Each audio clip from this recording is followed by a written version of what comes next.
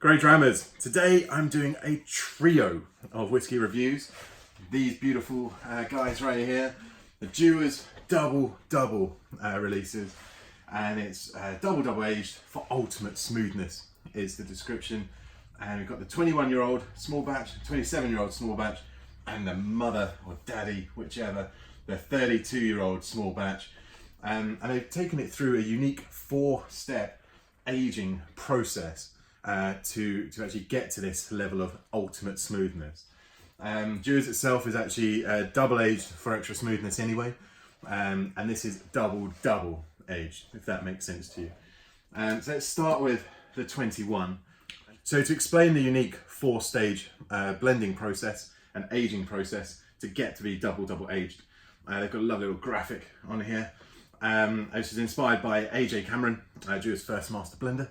Back in 1901 he created this process, and so effectively stage 1 is having single grain whiskies aged in oak casks, obviously, single malt whiskies aged in oak casks, yes, for 21 years.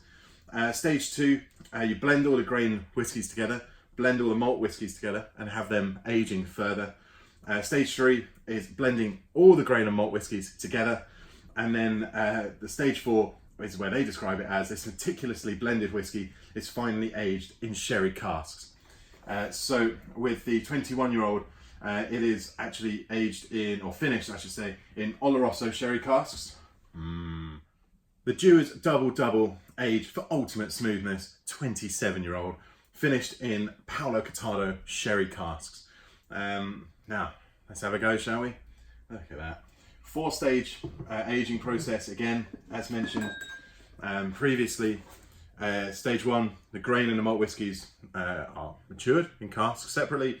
Then they're blended, so you've got blended grain, blended malt. And stage 3, you blend them all together.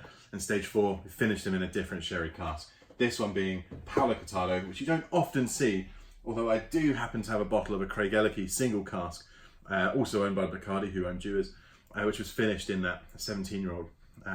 Paolo Cortado for me it can be very strange, can be weird, can be amazing. And it's one of those that you don't really hear often, but when you do, you think, huh, I've got to try that because it's different. Now, well, yeah, you can definitely get that sherry influence.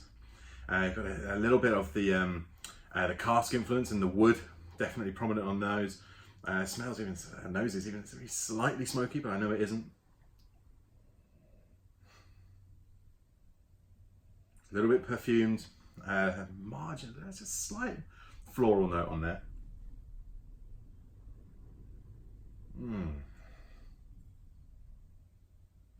That just knows very nicely as well.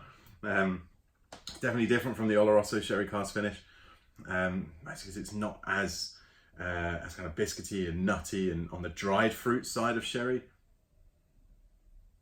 It has got even a slight, I don't know how to describe that. There's a slight like cheese fondue note going on there as well.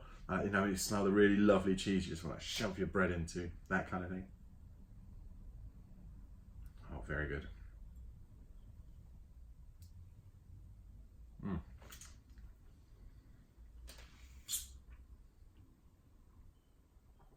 Wow, that's different. Very nice. Very different. Very citrusy. Very dry. Wow, that's a dry sherry finish on that.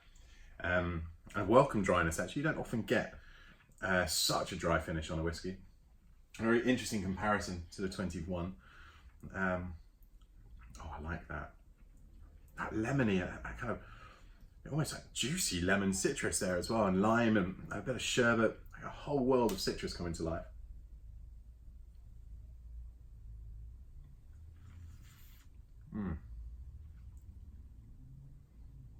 Oh, tell you what, double aged for extra smoothness. It is smooth. Tons of flavour, beautiful citrus character to this. Didn't expect that whatsoever. Really juicy. The finish has a slight spice to it. It's just super smooth. Silky smooth even on the finish. Oh yeah. You can tell I'm enjoying it. I hope so.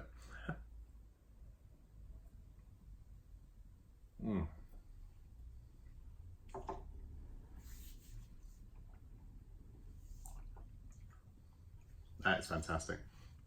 And I mean, to have Paolo Cortado casks, as we said earlier, not one you see very often. But when you do, you think it's going to be weird and wonderful. Let's have a go, as mentioned.